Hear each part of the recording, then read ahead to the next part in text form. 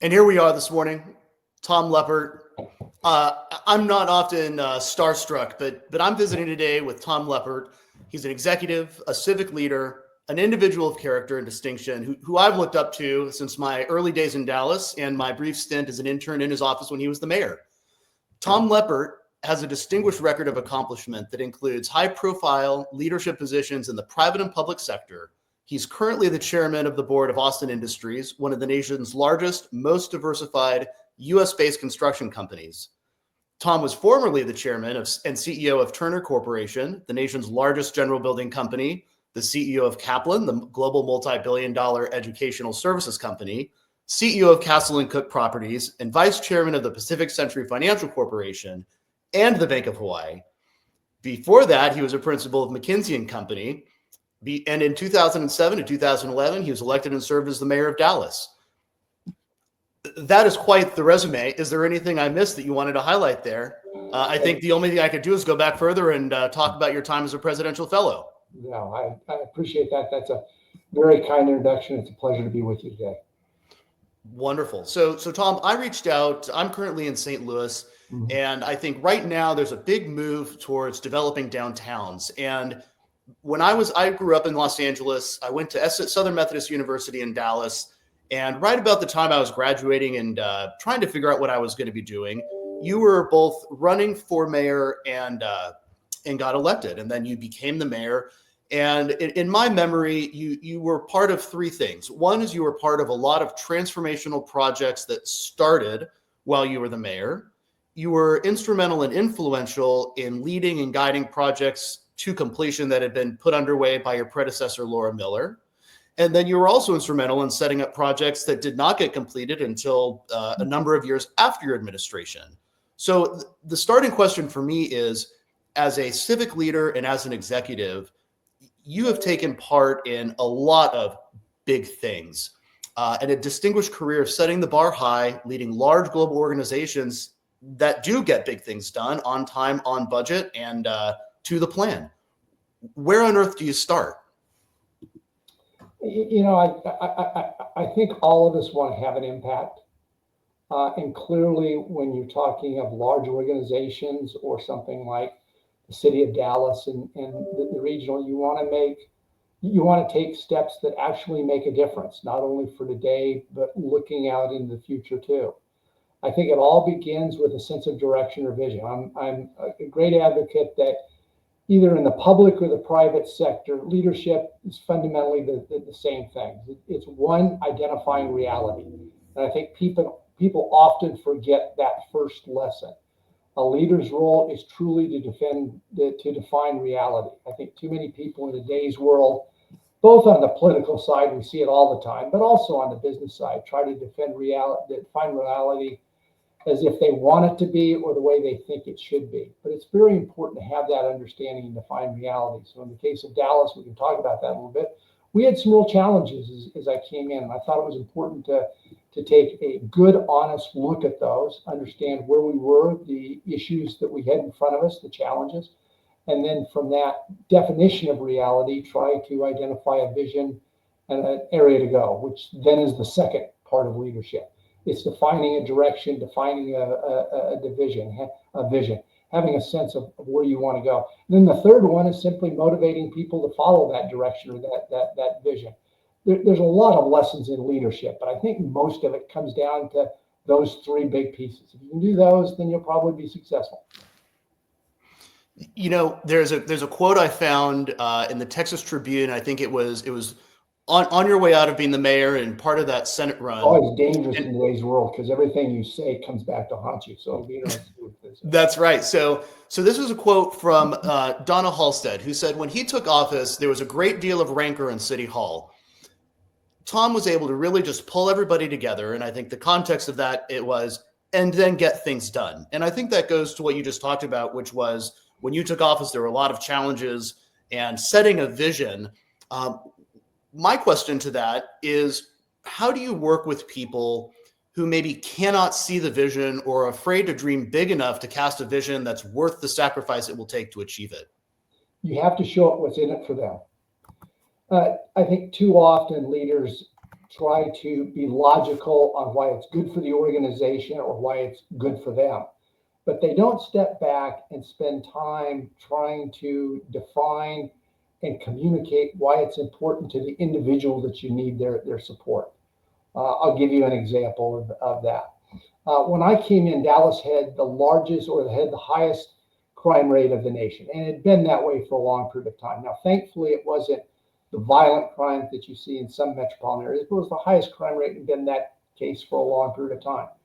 The issue, as I saw it, was pretty straightforward. It came from not visiting with the senior members of our police department, but really the rank and file. If you visited with them, you understood that we simply didn't have enough police officers. All they spent their day doing was going from call to call. They really weren't doing any policing. And in fact, again, not very insightful. That had been known for a long period of time. In fact, you could go back 20 years and you could find resolutions of the city council that were focused on increasing the size of our police force, which was small relative to the population and relative to the geography of the city. But then you went in and tried to understand some of the impediments to get there. And some of those were budgets, et cetera, those sorts of things. But there was another impediment. And that was, as the case with a lot of cities in the South and really throughout the nation, if you go back to the 50s and 60s, the police departments were not very kind to a lot of parts of the community, a lot of minority parts of the community.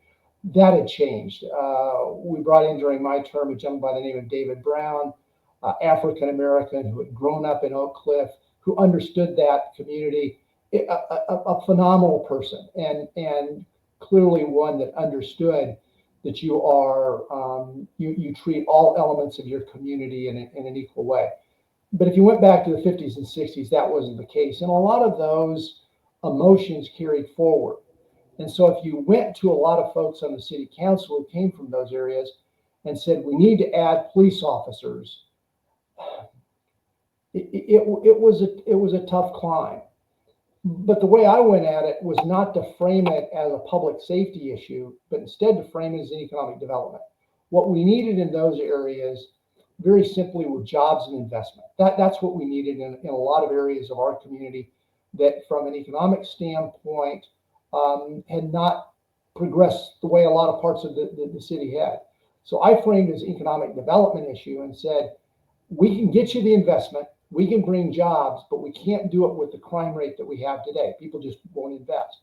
And so what we need to do is bring that down. So by framing it as an economic development issue, showing what was in it for them, for their particular district, more jobs, more investment, which is what they knew. They saw that, they understood that.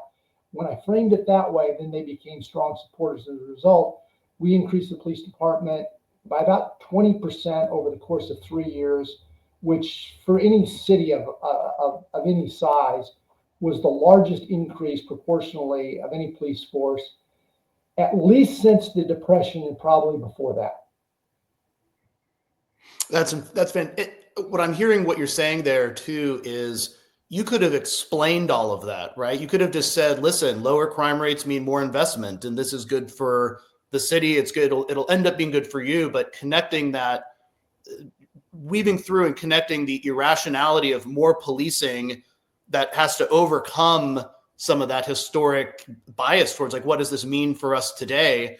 And drawing that pathway to the future. That's a delicate balance. How did you navigate those conversations in the face of what I imagine in Dallas is probably the same as St. Louis, is some really strong historic objections to people who lived in places like Oak Cliff and remember some of those, personally remember the policing and the bias. And those were real issues. I mean, they were real issues.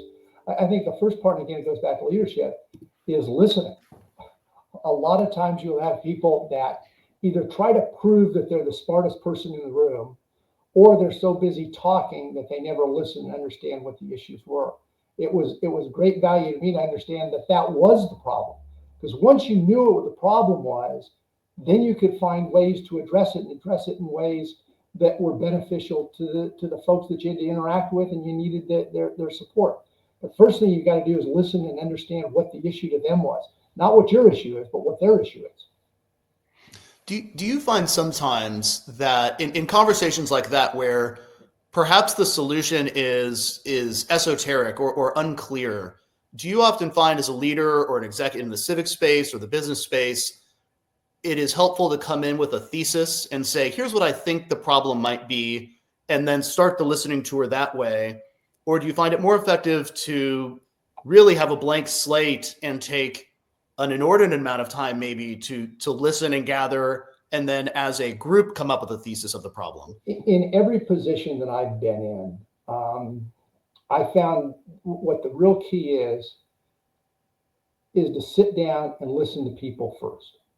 But before you come up with your idea or lay something on the table or that sort of thing, you may have that.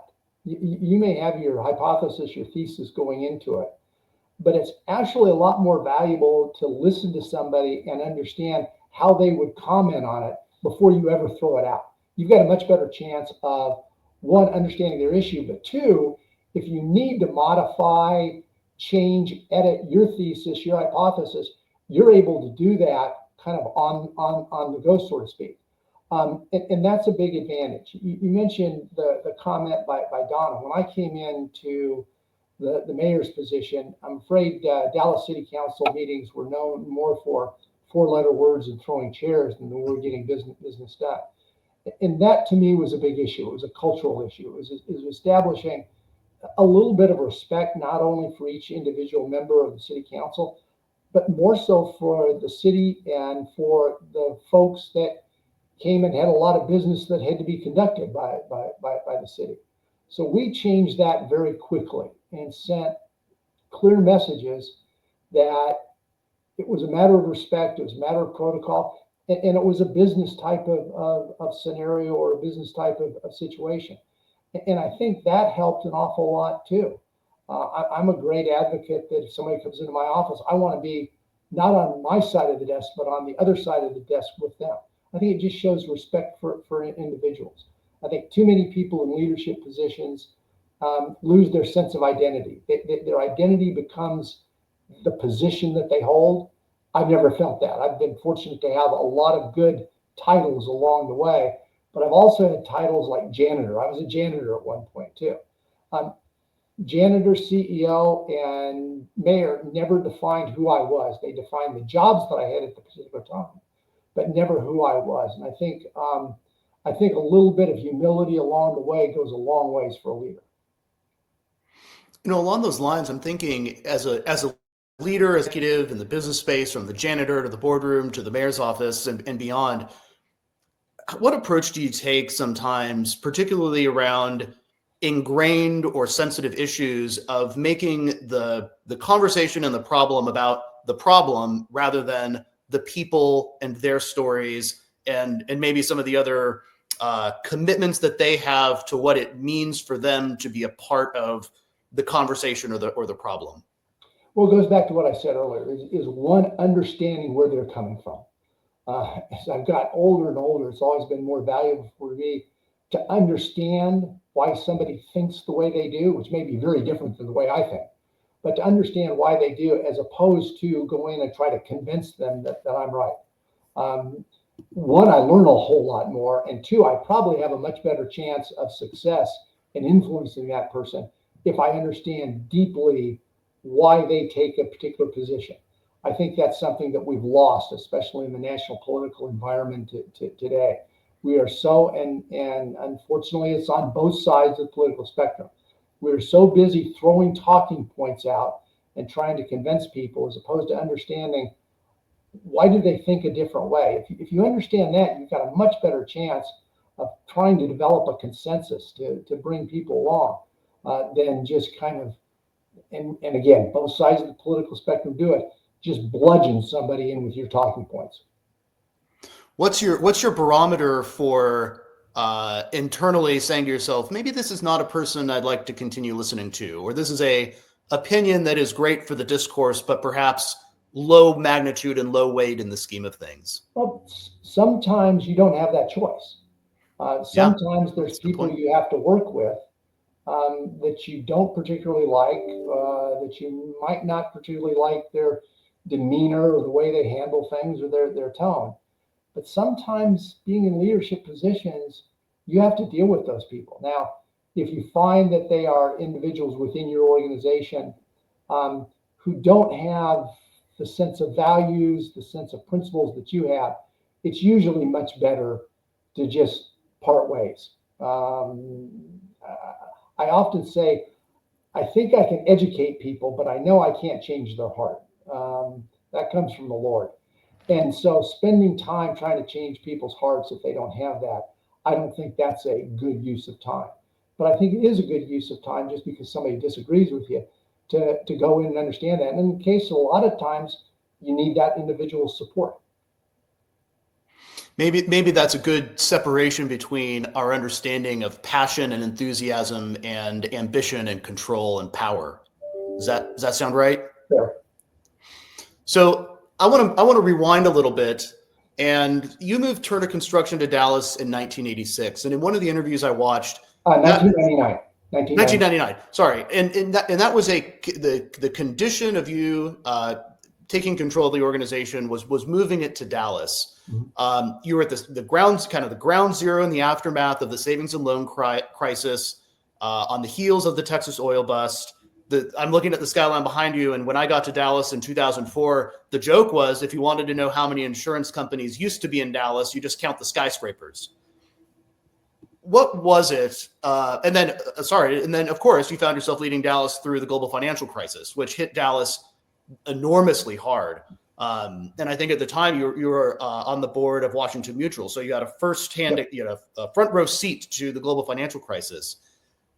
How did you manage to find value in a city that I think for a long time, it's easy to forget, in the 90s and early 2000s had been not on the national radar as a growing metro area, but also to navigate through these various crises and be able to create opportunities for growth out of circumstances that for a lot of other cities may have led to devastation and disaster, something like a Detroit that we see today. You've got a lot there, so let me try to unpack it. First of all, Dallas was a great asset. And it has been, for all the reasons that I moved Turner here, and you've seen company after company that's moved to this area. North Texas has truly become what I believe is the center of the U.S. economy, in large part because the fundamentals are in place. Regulatory environment is good for businesses. The cost of living, the cost of doing business is very good. We've got an advantage being in the central part of the country, relatively north, but good weather, those sorts of things. So there's a lot of kind of fundamentals that are in place that allow us to work off of those sorts of things. When I came in, we did have a couple of those challenges, but some of them I found they actually turned out to be advantages. You mentioned the financial crisis that we lived with in 2008, 2009. Well, the downside to that, if you had just quit looking at that point, you would have seen the city didn't have any money. So there's some of the things that you would have otherwise loved to have done, you just simply didn't have an opportunity to do that. But that turned into be a great advantage for me because I was an advocate that what cities should do, and I would argue any organization, is focus on what the core things that they should be doing and that they can do well. Too often, companies do it, but you really see it on the public sector side too. People forget what the core of the organization or the core of the business or the city is. And they get off and do a whole host of different things. And indeed, that was the case with the city of Dallas. The core things that people want out of the city of Dallas is they want great public safety, police and fire. They want to make sure that the streets are maintained, sanitation's picked up, good water, and they've got parks. Those are really the core things that we needed to do. Well, unfortunately, over time, when there was a lot of money, people got into a whole host of different programs that weren't really what the city did. And on top of it, the city didn't do it very well, to be frank with you, too. Well, with the lack of money, that became an opportunity to really reorient the city budget and the resources that we have back at what the city needed to do, those core things that I mentioned. Increasing the police force, dealing with deferred maintenance in the fire department that had built up over a period of time, those sorts of things. So it was really an opportunity to say, Some of these other things, we don't have the resources, so we need to eliminate them. If there's a lot of money, it would have been difficult to eliminate a lot of those programs that didn't make sense. But it actually became an opportunity because of the financial crisis that we saw to kind of eliminate a lot of things and increase the proportion of the budget that went to those core services. So that was important. As you mentioned, because of some of the issues, the downtown area, and I am a great advocate on downtowns, and you don't have to look very far across this world to see that any great metropolitan area in the world today has a strong, vibrant downtown. It's not one where you've got a gutted downtown and you've got suburbs and that. The great metropolitan areas all have strong downtowns. So I saw that as an important objective or goal that we had to have. One of the challenges when I came in was we had 21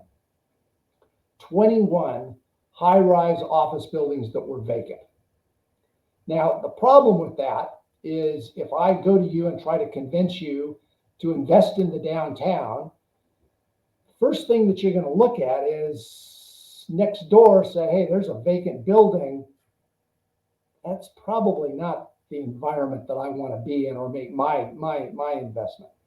So we had to deal with that. And back in that 2008, 2009 period, there wasn't any money to be able to deal with it. And again, philosophically, I wouldn't have believed the city should buy buildings. They have since then, and it's turned out to be a very bad exercise. That's not something cities are very good at. They're not developers. So I objected to that, but we didn't have money to do it anyway. But actually, it was my chief of staff and I were walking around downtown one day and kind of looking at this, trying to figure out how to approach it. And what dawned on us was that we didn't have any money, but I did own a police department, a fire department, a code compliance department, and a couple other things off on the side. So what we did is we got all of those departments into the city attorney's office. And I said, here's what I want you to do. I want you to go inspect every single one of those buildings. Now, as you can imagine, a vacant high-rise has a whole host of a lot of issues. And so the people in the room, their eyes got big, as you can imagine. The fire department would love to go and inspect a vacant building. And so they did. And not surprisingly, they came back and each of the buildings had millions of dollars of fines. And what we did is we brought each one of the owners of those buildings in and said, you owe us millions of dollars, but we don't want your money. That's not what we're interested in. What we want to do is develop with you a plan to redevelop, sell, whatever it may be, but to get this off of being a vacant downtown office building. Because a lot of folks had sat on it because there was really no cost attached to it. We put a cost on it, but again said, we don't want your money. We just want to do something. It took about 10 years, but there are no vacant office buildings, high rises in Dallas today. 20 out of 21 of the owners signed agreements with us. In most cases, it was redevelopment. Office buildings went into residential. Residential, we grew substantially in population. It grew about sixfold in those 4 years that I was mayor of the population. And you knew you won because when you walked downtown, you saw people that were walking their dogs on leashes and pushing baby strollers. And at that point, I knew we won. And what year did that start? Was that 2009-ish? We started that in about 2009, yeah. So I remember, again, my freshman year at Southern Methodist was 2004.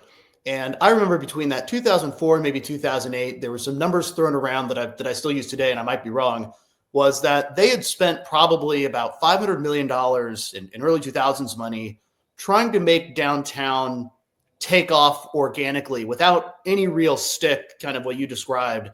And my view was that what was happening in the meantime, which is easy to forget if you just look at downtown Dallas, was that whole McKinney Avenue district was transforming from light industrial warehouses with a few apartments really into the vibrant neighborhood that became the Katy Trail, Oak Lawn, McKinney Avenue, Knox Henderson, and then everything it's become today. how would you describe that to somebody looking at Dallas today who might take those things for granted, just like, oh, it's always been like this, and transport them back to the early 2000s when I'll use the exaggeration. It was kind of a sad place, but for the activity that you could see happening. There was a lot of tough places, to be truthful with you. I'm on the board of Dallas Theological Seminary, and that's an area that's east off towards Baylor. And Yeah. that, 15 years ago was an area that you probably didn't want to walk in. The reality of it now is it's great. There's a lot of new residential construction coming in there. Baylor has made some significant investments, hundreds of millions of dollars in investments. And you've seen that area transform, in addition to the other areas that you've mentioned. They all had advantages, though. They were near downtown, but not downtown, so they had great price points. So it was terrific for making investments, new residential development, because you had all the benefit of proximity, but you didn't have some of the costs that you would have had, especially in the uptown area, that McKinney area where Right. you're talking about. And there was a lot of new development that went in that. Now, part of that was the advantage of Dallas. Dallas, as I said, has been on a good run. I think it's the center of the U.S. economy today. Today, J.P. Morgan has more people here than they do in New York. In a couple of years, that you can say the same thing for Goldman Sachs. Transportation is probably the best in the nation. DFW Airport's the second busiest airport in the world. Plus, we have Love Field. So you look, we just had a lot of fundamentals that were into place. So one person didn't do it all, and it clearly didn't happen overnight.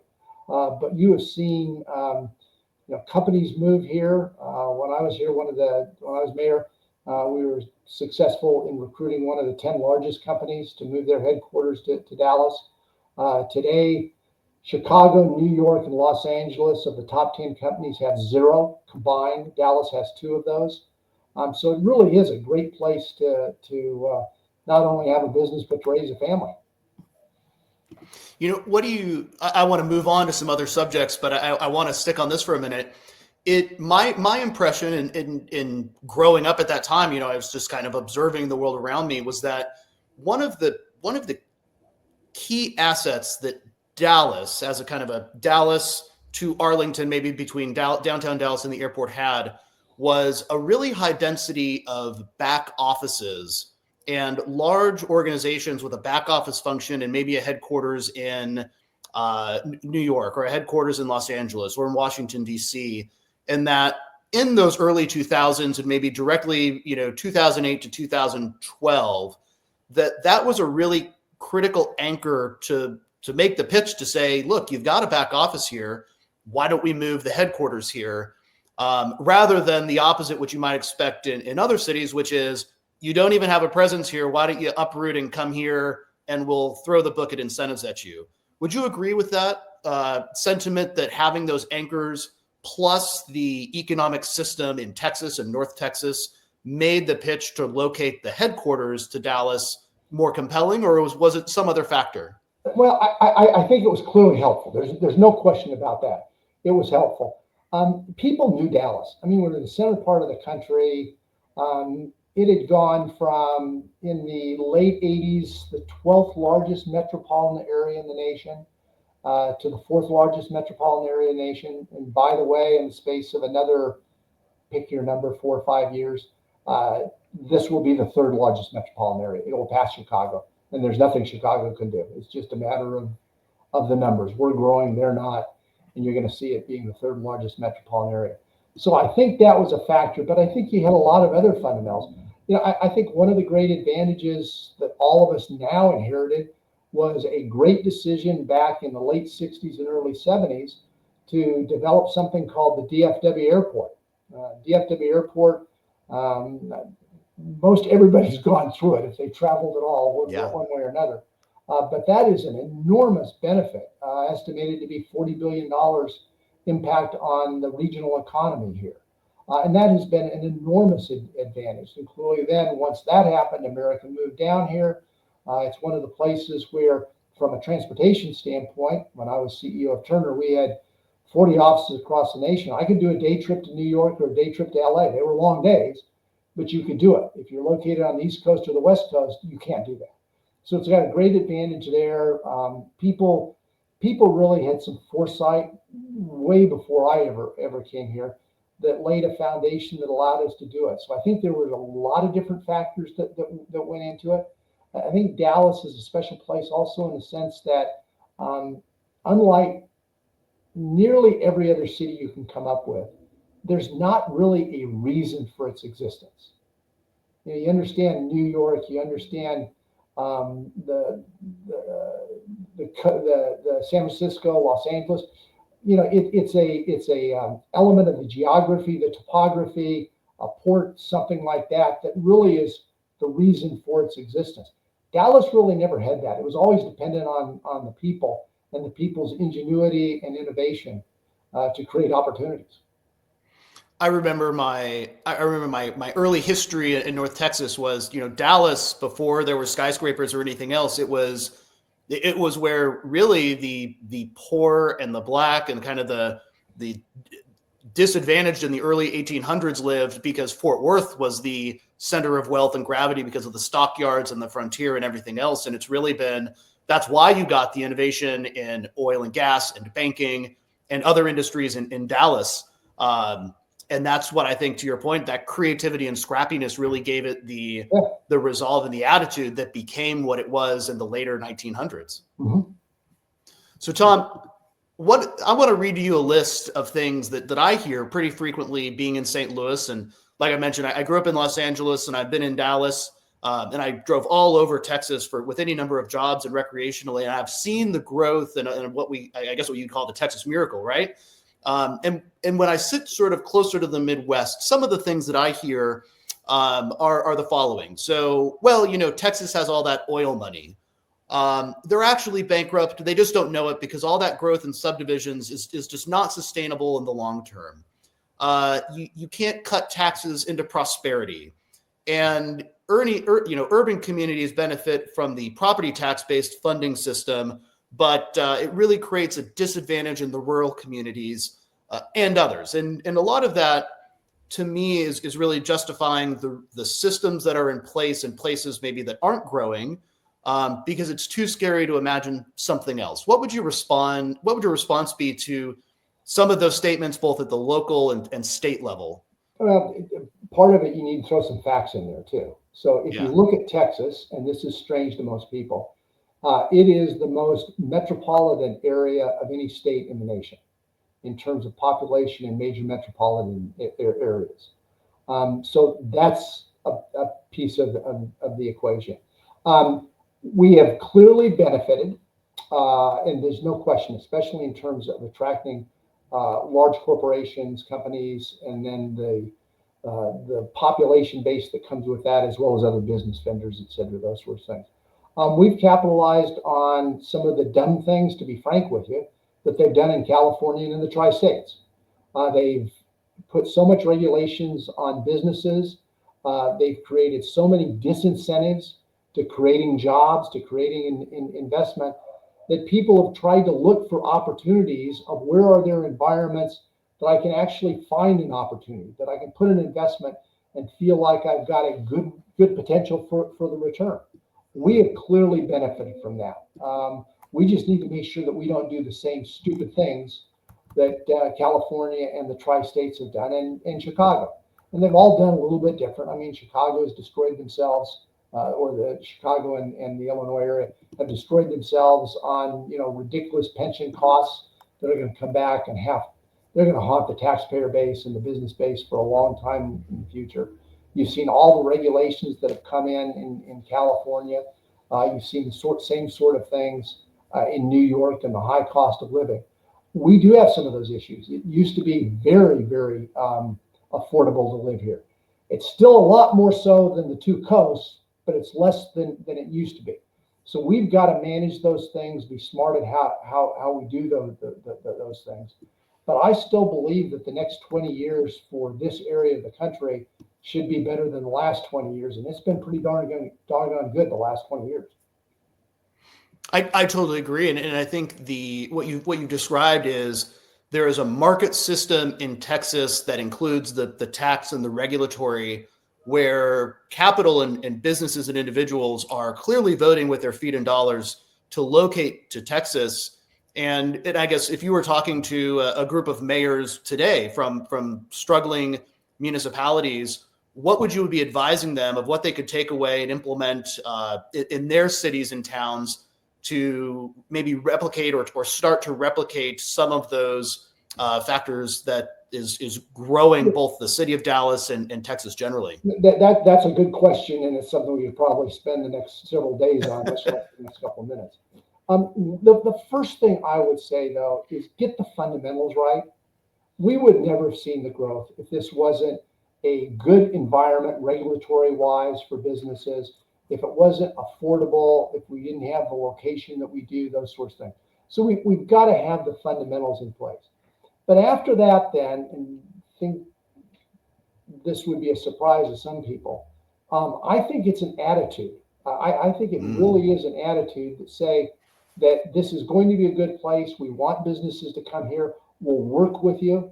I'll give you an example. When I was mayor, I got a call one day from the editor of the Pittsburgh newspaper, the largest newspaper in Pittsburgh. I forget the name of which newspaper it is now.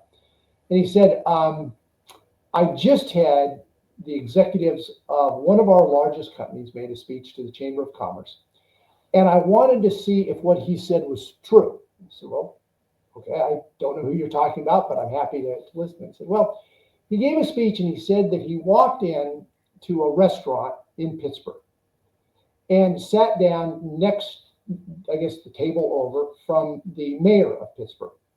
The mayor of Pittsburgh never acknowledged him. So again, head of one of the largest businesses, clearly a large employer, et cetera, those sorts of things, never even acknowledged him. He said later that day, when he got back to the office, he got a call from me. Never met me before, but I got a call from me, and I laid out why he should move to Dallas and laid out all of the reasons that I thought it made sense for his company to move to Dallas. And he said, that's the difference. You've got somebody who actually is looking forward and will engage businesses in a positive way and create an environment where a business can be successful. And you have a situation where you basically have the public sector that, for whatever reasons, looks askew at businesses. So the second factor is that attitude. The third is you got to make sure that you've got the infrastructure in place. Basic things like water, streets, highways, transportation, all those sorts of things that we normally think of the big thing. But infrastructure is much more than that. It's also having cultural type of things. We now have, which I was able to get that going and see it. We've got the largest arts district in place in the nation now. We've got a symphony hall that was built, 30 years ago now, so it's been there a while. But in visiting with the head of our symphony, who came in, impressive background, said acoustically it's one of the three best in the world. The new opera house is one of the best in the world simply because it's got new technology attached to it. We've got a lot of different venues and that sort of thing. That's part of infrastructure too. Clearly sports teams and those sorts of things are part of it. The great thing about Dallas is it's all accessible. I've lived in New York and Los Angeles. I haven't lived in Chicago, but I've lived in New York and Los Angeles. And they all have the same things we do. They have an opera, they have a symphony, they've got baseball, football, hockey, etc. Those sorts of things. Difference in Dallas, it's easy to get to them. Try to go down to the Disney Center if you live in Pasadena or something. Yeah, that's an effort. Here it's relatively easy. I want to highlight three things that really stuck out in that. One is the attitude piece. When I was in Dallas, one of the things I took away, which was not only the can-do spirit, which has to do with vision, right? We have a big vision. We can imagine what this could look like, but also, and I'll generalize that the sense is, Tom, you want to do $1 billion project? Better make it two, right? Make it two and do it right. Rather than sometimes I think in a lot of other places, it's the conservative view, which is $1 billion. Maybe that's high risk. We don't maybe want to do that. And I think it goes to the attitude and culture of what are we capable and what's the long-term vision. Yeah, and ask yourself, what can we do creatively to do that? So one of the things when I was mayor is we had the obligation because of, I won't go through, it's called the Wright Amendment, and it's a legislative exercise and lesson in history by itself. But we had the obligation to build a new terminal out at Love Field. The easy thing, which most cities do, is the city go ahead and contracts for it and does it and that sort of thing. I actually asked Southwest Airlines to come in and meet with me. And I said, how about if you build it? We'll provide the money, but you're the ones that actually build it. Well, the way they built it, they didn't have to deal with some of governmental procurement. They didn't have to deal with a lot of the bureaucratic processes, those sorts of things. My argument is Love Field, you've got an extra $200 million in terminal because Southwest did it as opposed to the city did it. So part of it's also trying to ask yourself, how else can I come at this? What other angle can I come at the problem on? And that one turned out to be a great deal. Now, Southwest was eager to build it. I clearly didn't have to twist their arm, wrestle them to the ground, and beat up the CEO. They wanted to do it. But the combination of that being offering to do it and they're willing to do it because they knew this is going to be an important part of their company long into the future, that made a great situation for everybody here in Dallas. Gosh, you took me straight back to that whole Wright Amendment conversation when there was an inkling that maybe Love Field would close. My first real estate internship was with a developer who had proposed redeveloping Love Field into what he called the Texas Riviera. A pretty bold approach. So it was fun to work on, and I think that initial experience, I'm imagining the renderings, but Randall Turner, if you're watching, that is an experience that stuck with me for a long time. So Tom, one of the things as part of that can-do attitude, and one of the things that you talk about really frequently, and I think you're a member of a lot of boards, and you were the CEO of Kaplan International, is education. So in almost every interview, I've seen you talk about the importance of education, how it's shaped your life, the opportunities it's provided for you.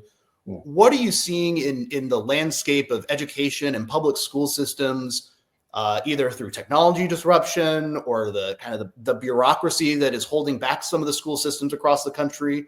And what do you see as maybe the future and opportunities for young people as employment changes? Yeah. This is where I probably get myself in trouble. And let me split it out. Sure. If I look at higher education, one of the challenges, and I headed up the regional chamber back in the early 2000s, one of the challenges we had was a higher education. We didn't have any level one research institutions. Today we've got several, and that has given a great advantage to us. If you look at the research that's being done at UT Southwestern in the medical field, it's comparable to any place in the nation. It's phenomenal. SMU recently got that rating. So we have been very fortunate to see a real increase in what we're doing in higher education. And part of it is this working relationship with companies. Texas Instruments was back in that period of time in the early 2000s looking at building a fab plant. And they had a number of different companies came to them, threw money at them and that sort of thing. And like a lot of companies who use that as leverage to try to get money, they could have done the same thing. What they did is they said, hey, look, we want the money, but we don't want the money. What we want you to do is put the money into the University of Texas, Dallas. University of Texas to Dallas today, their SAT scores are the highest in the UT system, higher than UT Austin.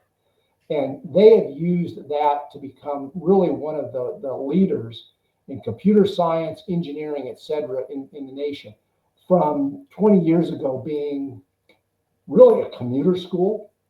So you've seen a big difference in higher education. So I'll say that has helped our community. It's been one where I think the community understood it and worked hard and had some great institutions that have done it.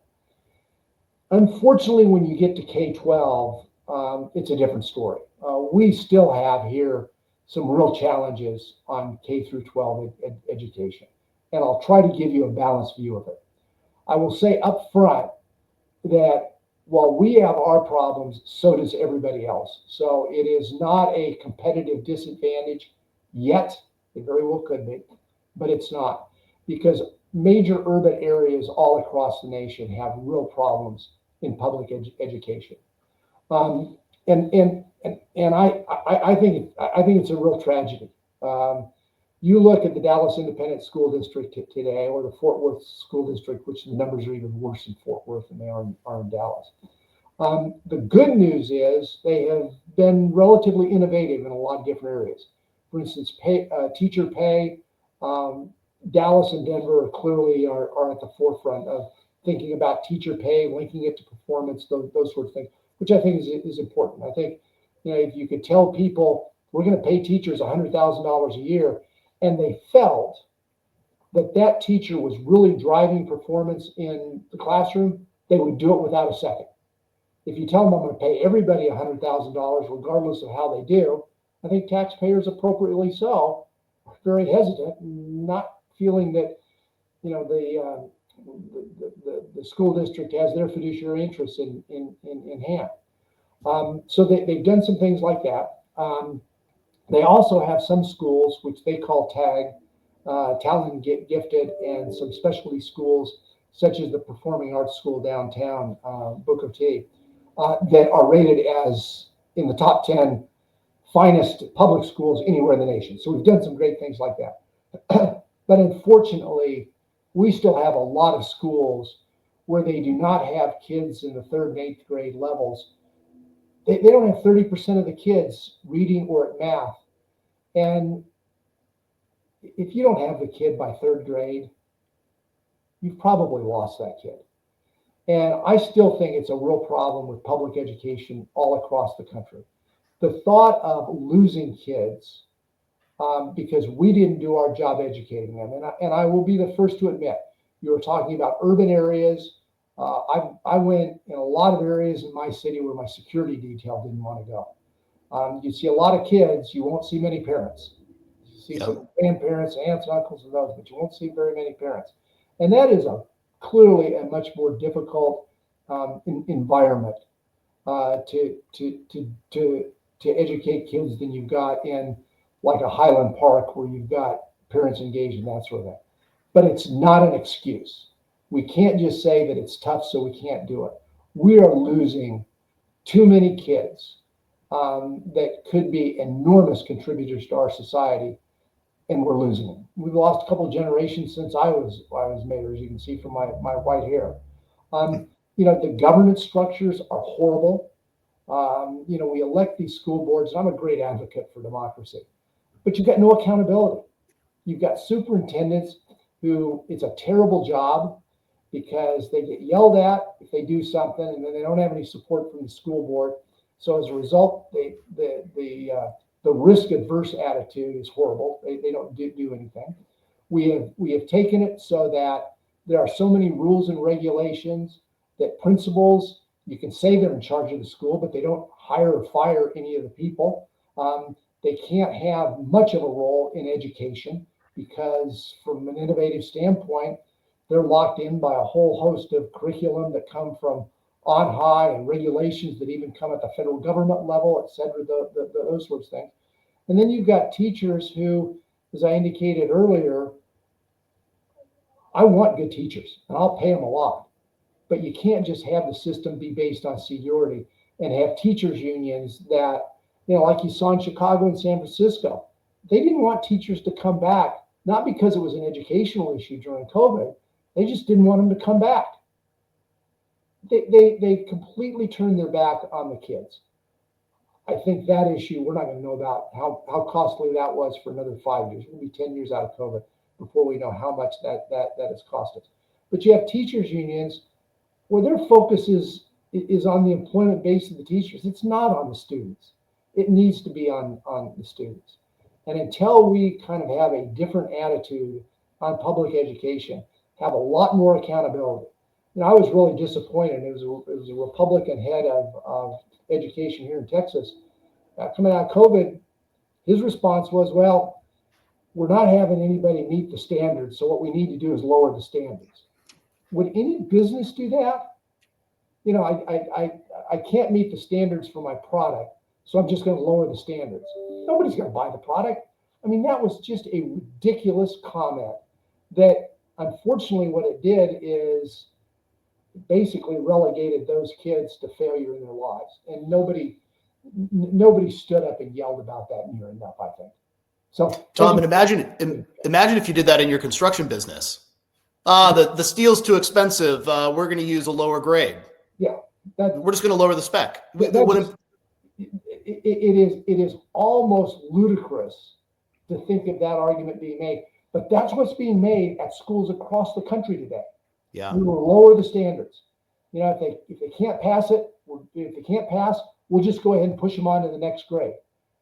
That is, it makes it easy for the administration and for the teachers, but it ensures that kid is going to fail.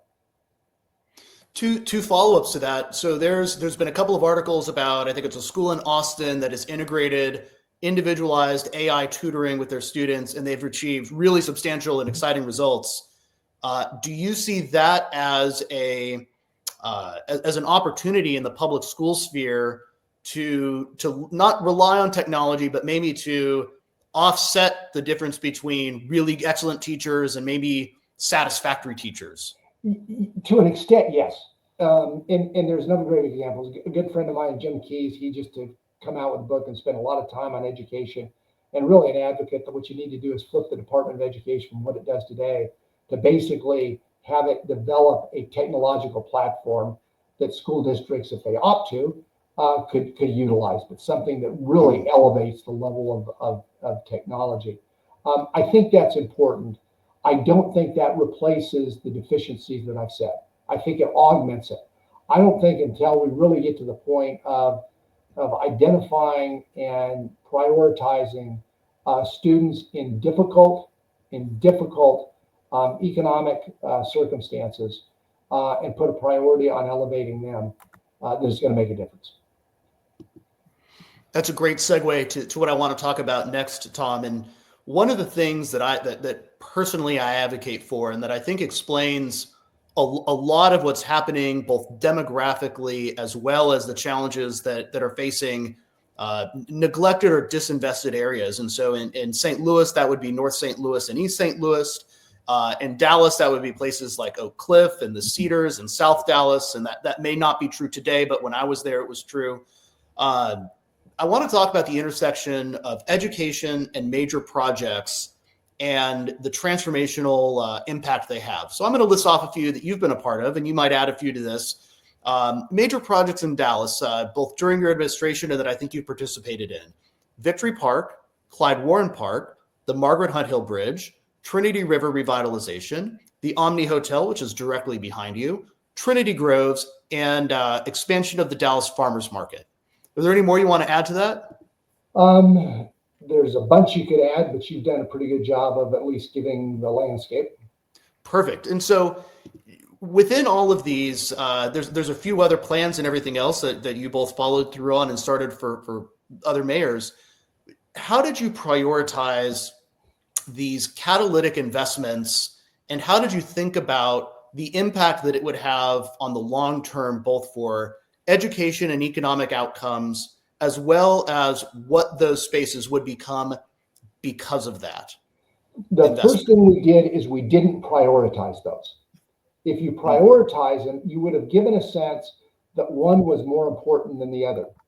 If you go through that list that you went, I would argue that they are all important and had an enormous difference, but for different reasons. So let me give a couple of examples.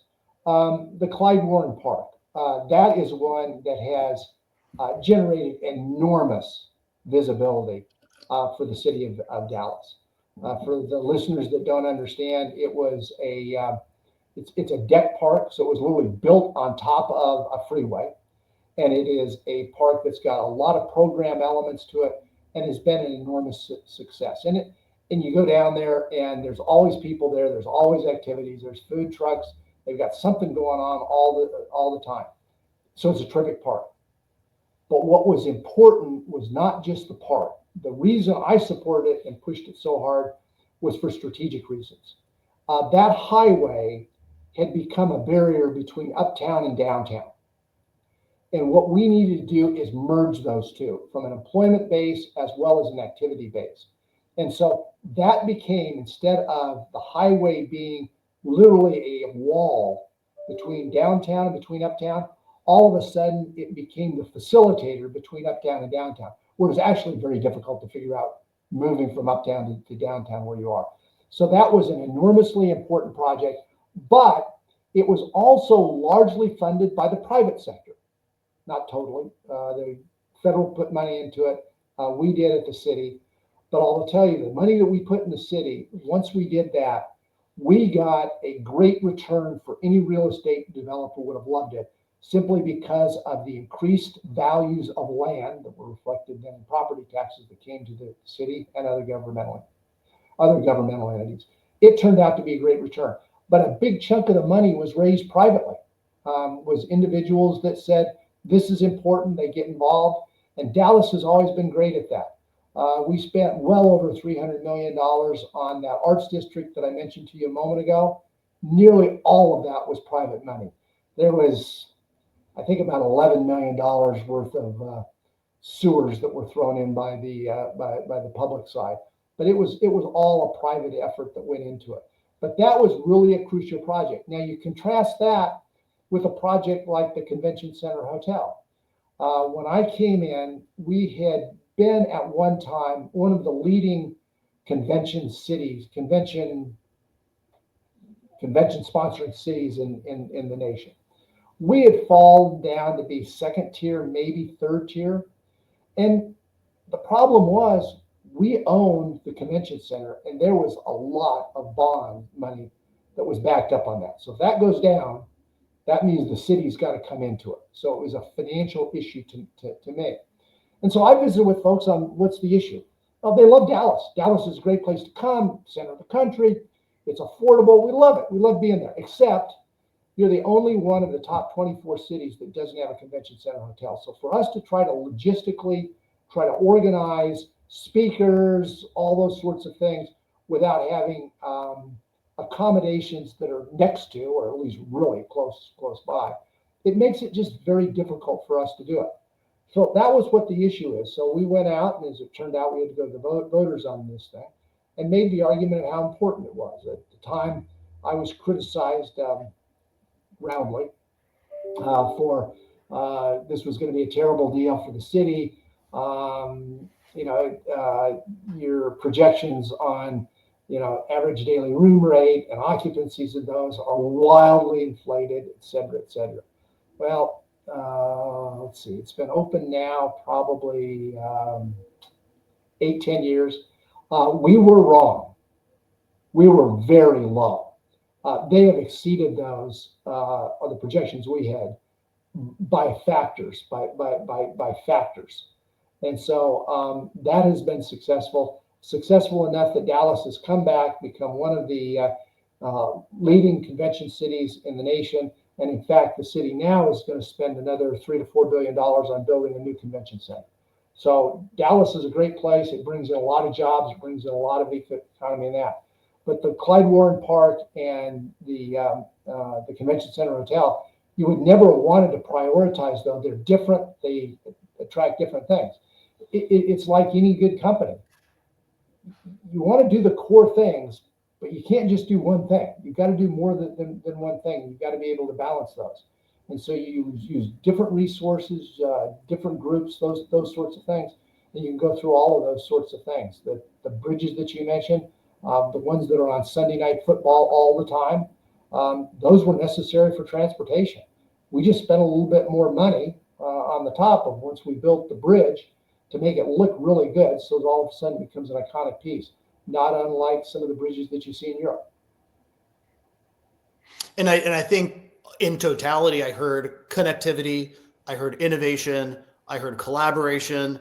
I use the word irrational, but things that maybe like Clyde Warren on paper as an investment probably wouldn't make sense until you take the totality of, well, what happens when we connect uptown, which I recall at the time was bustling up against that uncanny valley of the highway, to this arts district that is bustling and growing into that north downtown space.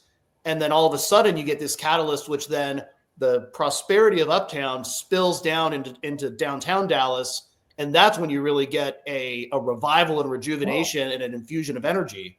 It really takes a vision. I will tell you, try to explain to people back then when all you see is this ugly freeway, and try to explain to them that you're going to build a park on top of it. I'm sure there are people that were getting petitions to have me committed. I believe it. And I think it's too. There were a lot of other folks, Jody Grant, Rob Walters, several other folks in our community that are leaders that had the vision and said, yeah, this does make sense. On the front end of it, though, I can tell you, it was a difficult logic argument. Tom, we're right at an hour. I have a couple more questions. Do we have a few minutes, or do we have a hard stop? A couple more minutes, then we'll be fine. Wonderful. So last question, and then I've got a statement to read, and then I'll turn it over to your final thoughts.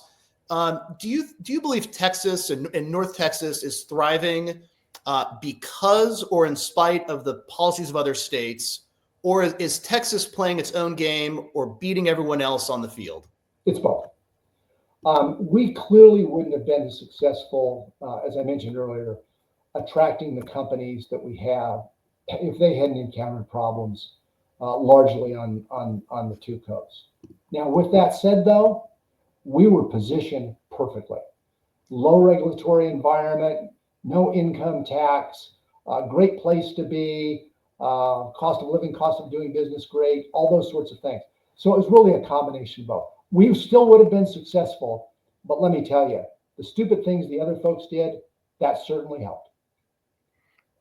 And one of the things you can look at Dallas today and say it's gotten really expensive, right? I mean, the home prices in Highland Park compared to when I was there have gone through the roof. It's an expensive place to be, but comparatively affordable in a lot of different ways.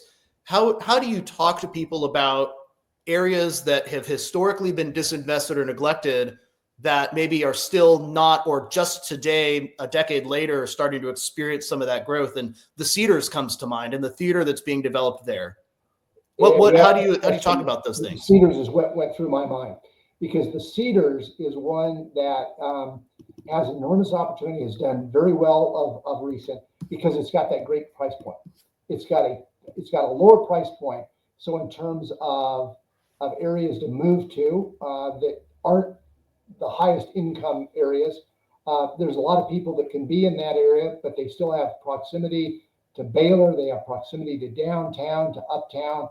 It's actually a great location. So I think that's where the real growth and the opportunities could be.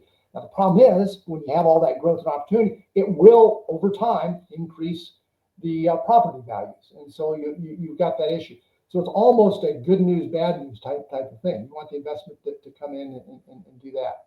As you pointed out, we are still on a relative basis affordable, but we got to manage that. We've got to make sure that we don't do things that start increasing the cost of it. Dallas is actually in a very unusual position vis-a-vis other major cities. And that is our biggest problem is actually our biggest opportunity.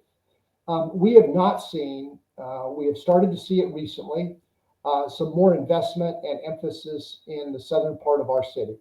We've got a new university that's doing very well down there, that's grown substantially. You're starting to see new employers come in, so there's some good things. But for the most part, it's an area that clearly hasn't developed near as much as the northern part of our city. We have land that is close to downtown. That becomes the opportunity. So although we've got issues and challenges because that hasn't developed as rapidly as we would like, it really does give us the land bank to be able to do something. So you look at a lot of cities, they're either in a downward spiral of growth, like a Detroit, unfortunately, where all of a sudden they can't figure out what to do with all of their vacant land. We've got the opportunity for economic growth to do some things there if we put the infrastructure in it, do the smart things there, but have that land that's close by in a growth in environment. So it's a great advantage to us if we use it right. Fantastic. Tom, this has been more than I could have expected, more than I wanted. I hope you've enjoyed it as well. For the benefit of the audience, I want to harken back to, I think, an accepted speech you gave when you received your honorary PhD. And the theme of it was know your principles. And the quote that I found was, it may sound obvious, but over the course of a lifetime, it may be one of the most difficult promises you ever keep. I know I am confronted by this each and every day, and simply stated, using generic terms like honesty and integrity are not enough. People rarely get in trouble or lose their compass in one fell swoop. It's a series of small compromises, missteps that lead to the landslide and a lost sense of self.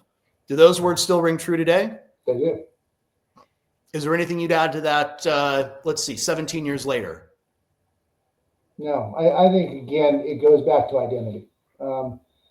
What that quote really gets to, and what I was trying to say, is you have to have an identity. And that identity can't be linked to other people around you. It can't be linked to the job that you have. You have to understand who you are, what's important to you, and what principles that you're going to live by. And if you don't have a good understanding of those, once you get into pressure situations, you can't expect to perform. Tom Leppert, final thoughts. It's good being with you. I appreciate the opportunity. Thanks so much, Tom. It's been a joy. I look forward to staying in touch. Have a wonderful rest of your day. And thank you on behalf of myself and everybody else who will watch today and in the future. All the best. Thank you. Thank you, Tom.